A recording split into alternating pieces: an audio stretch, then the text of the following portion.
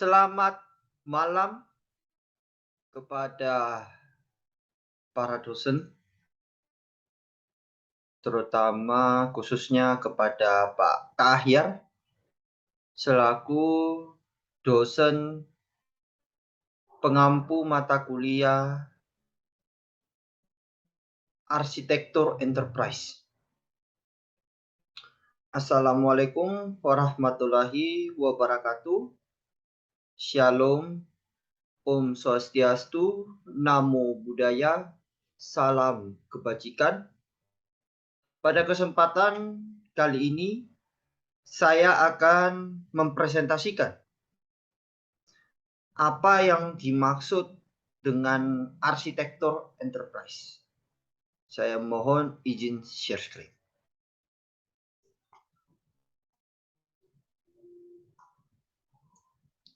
Saya berharap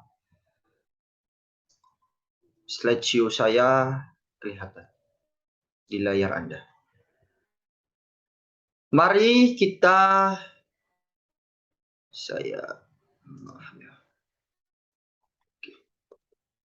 Mari saya akan menjelaskan atau membicarakan mengenai arsitektur enterprise, atau dalam bahasa Inggris kita kebalikannya yaitu enterprise architecture, presented by me, Enrique Justinson, dengan nomor induk mahasiswa 520-2007. Presentation outline ada 3, yaitu yang pertama, knowing more about enterprise architecture and its benefit. Jadi mengetahui lebih banyak mengenai apa yang dimaksud dengan enterprise, apa yang dimaksud dengan arsitektur, apa yang dimaksud dengan keduanya, enterprise arsitektur, dan juga manfaatnya apa. Yang kedua yaitu perbedaan antara desain dengan arsitektur. Dan yang terakhir adalah proses untuk membuat arsitektur enterprise. Apa yang dimaksud dengan enterprise architecture? Saya masuk ke dalam pembahasan, kita ambil di arsitektur terlebih dahulu.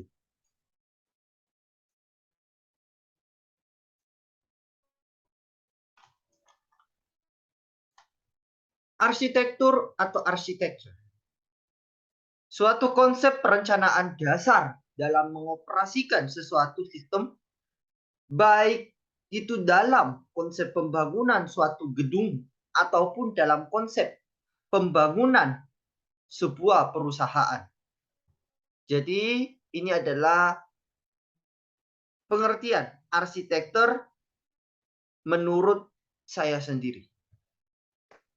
Kemudian untuk enterprise, enterprise adalah sebuah sistem dari manusia, peralatan, material, data, kebijakan, dan bahkan prosedur yang muncul untuk menyediakan sebuah produk atau pelayanan dengan tujuan mendapatkan profit atau keuntungan. That's it, enterprise.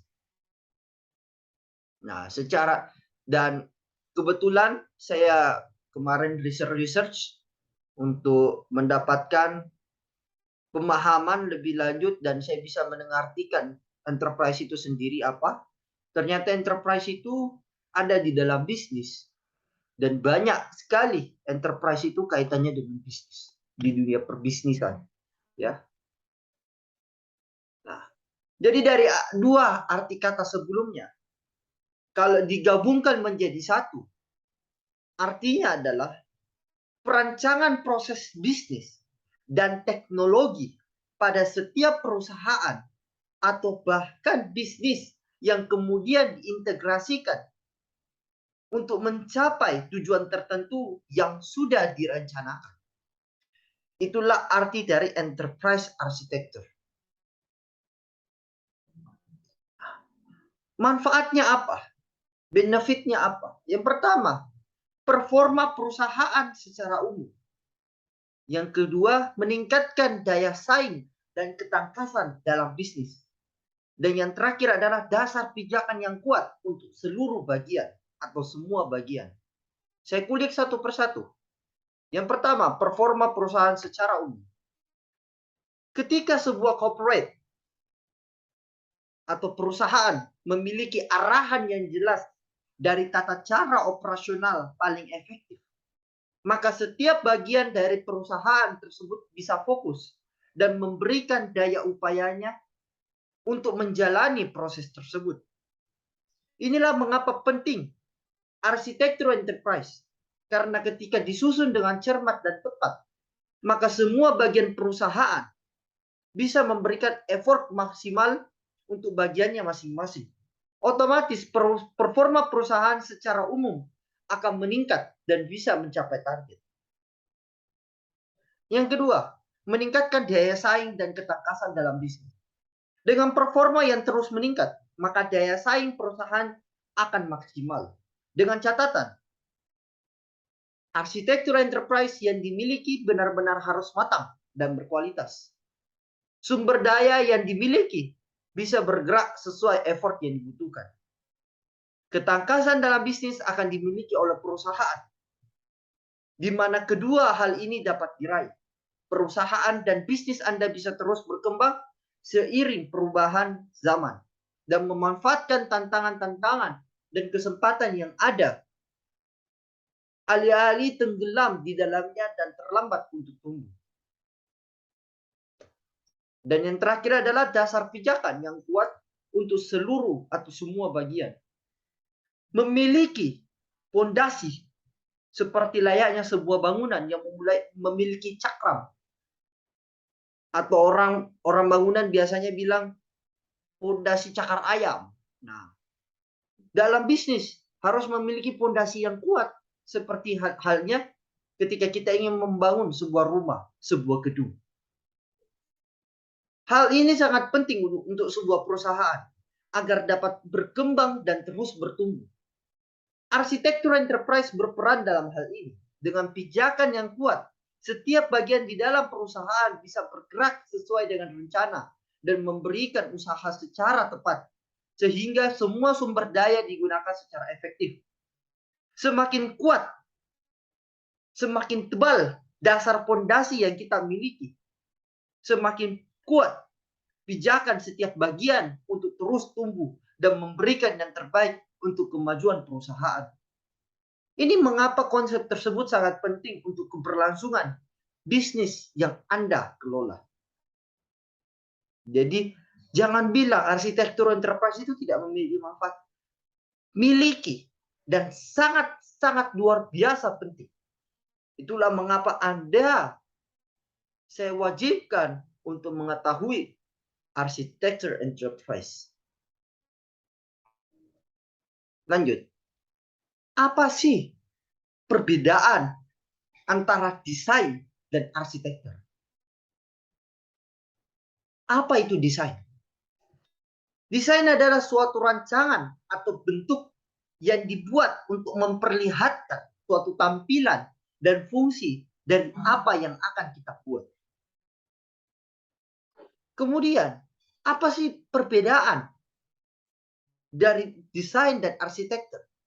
Perbedaannya cukup mudah kita temukan. Nah, perbedaannya ini saya tanya teman-teman saya di teknik sipil. Dan bahkan ada beberapa teman saya yang sudah jadi arsitek ya sudah ternama lah. Mereka mengatakan desain itu dibuat yang mana sudah menampilkan isi dari seluruh tampilan yang akan dibuat. Seperti layaknya yang ada di gambar slide ini yang di sebelah kanan. Ya. Anda bisa lihat ada table, ada komputer. Nah, ini adalah desain. Kalau Anda buat blueprint itu adalah arsitekturnya. Ini menurut teknik sipil ya. Menurut teman-teman saya yang di luar negeri, yang saya tanya mengenai arsitektur dan desain, katanya seperti itu. Nah, gambaran besarnya seperti itu. Sedangkan arsitektur hanya menampilkan perancangan dari sebuah tampilan. Nah, mungkin ini juga berlaku, mungkin ya ini berlaku juga di dalam halnya eh, komputer, ya, atau misalkan website, atau misalkan perusahaan. Jadi desain adalah apa yang ada di dalam bangunan itu, apa yang sudah terdesain.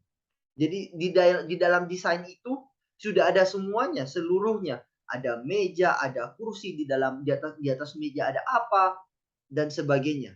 Sudah memperlihatkan hal seperti itu, menampilkan hal seperti itu dalam bentuk gambaran.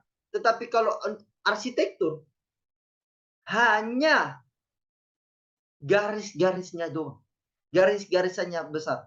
Seperti halnya misalkan ruangan yang mau dipakai untuk ruangan meeting, ruangan kantor yang mana, ruang CEO yang mana. Nah, itu hanya perancangan dalam hal arsitektur. Berapa banyak besi yang dibutuhkan. Nah, itu semua arsitektur. Tetapi kalau desain, desain tidak seperti arsitektur. Ya. Nah, itu mungkin perbedaan antara desain dan arsitektur. Nah, pembuatan arsitektur dan arsitektur enterprise. Nah, ini adalah planning initiation. Jadi ini adalah gambaran apa ya namanya ya? Kalau di apa sih namanya? Flowchart ya, flowchart namanya.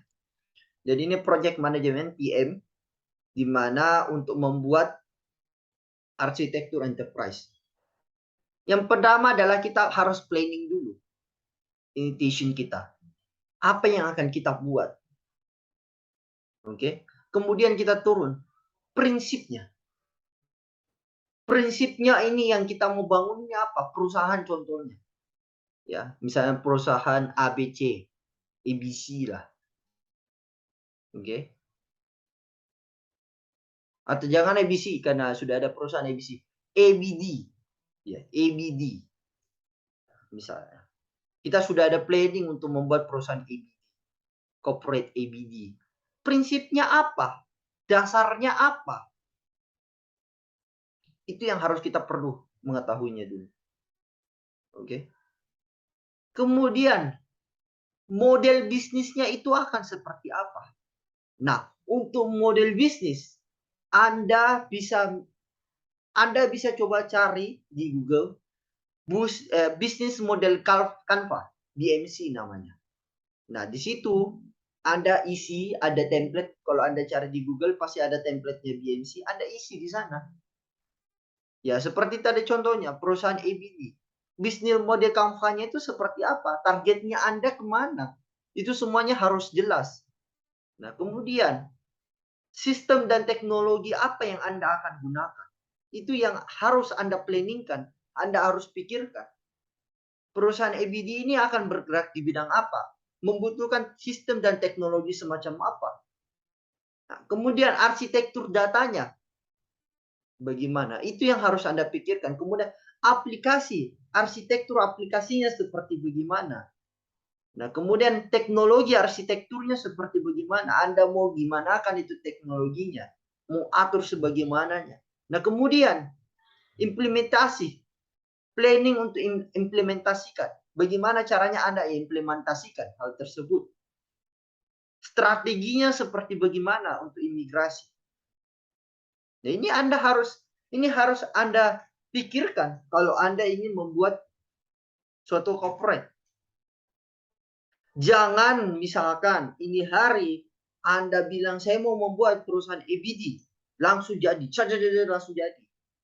Gak apa-apa langsung jadi kalau sudah ada dasarnya. Sudah ada planningnya dari jauh sebelumnya. Dan sudah ada money. Ya gimana caranya mau buat perusahaan kalau tidak ada money? Mau buat perusahaan besar-besar, gaji karyawan gak ada. Itu gimana? Nah, yang terlebih penting di dalam sebuah perusahaan adalah BMC-nya. BMC-nya harus jelas. Target pasaran Anda kemana? Itu adalah semua di bisnis model kamu. Nah, ini adalah bagian dari project management yang di tengah. Nah, kemudian ada planning konklusi. Konklusi untuk planningnya Anda. Kemudian ada final report dan presentasi. Anda presentasikan. Presentasikan kemana? Ayo. Presentasikan kepada target pasar Anda, target market Anda, atau orang yang menanam saham ke perusahaan Anda, atau orang yang tertarik dengan perusahaan Anda. Itu Anda presentasikan. Perusahaan saya nantinya akan begini, begini, begini. Anda kalau tertarik bisa menanam saham sebesar gini, gini, gini. Itu sudah harus jelas semua produk manajemennya seperti bagaimana. Saya adalah peserta sertifikasi PMC, PMAC istilahnya. Project Management Essential Certified. Nah, itu secara resmi internasional. Nah, di sana saya diajarkan. Kami itu semua peserta diajarkan. Bagaimana caranya memanajemenkan suatu proyek. Bagaimana caranya membuat perusahaan yang kecil tetapi sudah memiliki fondasi yang kuat dalam hal manajemen. Kemudian kita diajar bagaimana cara menerapkan planningnya kita yang sudah ada dasarnya ini ke dalam bisnis modeling Canva. Jadi di dalam BMC itu, ya saya coba carikan ya supaya jelas BMC itu seperti bagaimana. Jadi saya stop share dulu supaya jelas modelnya seperti bagaimana BMC itu. Saya nggak suka mempresentasikan. Kalau misalnya saya bilang ada BMC, kemudian saya tidak memperlihatkan BMC itu seperti bagaimana, nggak enak rasanya. Bisnis model kanvas.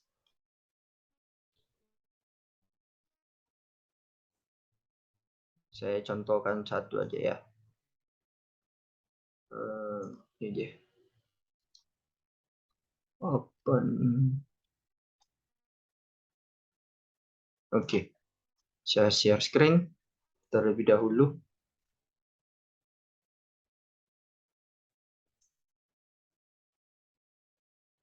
Oke. Nah, ini adalah template dari bisnis model kanvas. Nah, di dalam bisnis model Canva ini sangatlah penting untuk sebuah perusahaan. Karena di dalamnya kalian sudah bisa memikirkan key partnernya Anda ini kemana. Oke, kunci untuk kunci perusahaannya ini kemana. Partner bisnisnya Anda kemana. Kemudian kita lanjutkan adalah aktivitinya. Apa yang akan dilakukan oleh perusahaan Anda? Ini yang harus Anda ketahui. Ini yang pertama, kemudian ini kedua. Kemudian yang ketiga adalah resource-nya. Tahu nggak apa resource? Resource. Bahan-bahannya, bahan-bahan baku. Apa yang Anda butuhkan untuk pasaran Anda? Ini yang ketiga. Nah, keempat adalah propositions. Value-nya. Nah, ini sangatlah penting. Ini yang keempat, sorry. Gimana ya? Ini.